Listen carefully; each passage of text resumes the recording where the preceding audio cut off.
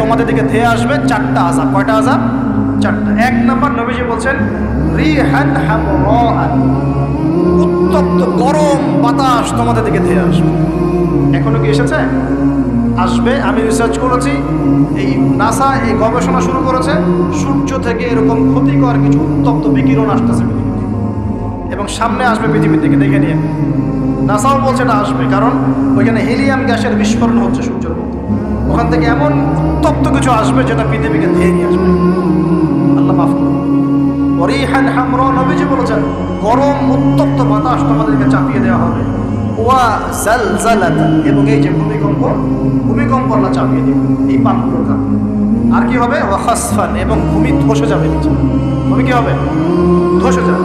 আর বলছেন ওয়া মাসখান, এবং মানুষের চেহারা সুরত আকৃতি পরিবর্তন হয়ে যাবে। এটাকে বললাম যে বানর সুর হয়ে যাবে। আরও কিন্তু আকৃতি পরিবর্তনের আরও ব্যাখ্যা আছে। ছেলে এখন মেয়ে হয়ে যাচ্ছে, মেয়ে ছেলে হয়ে যাচ্ছে। দেখছেন না খবরগুলো বাড়ছে না?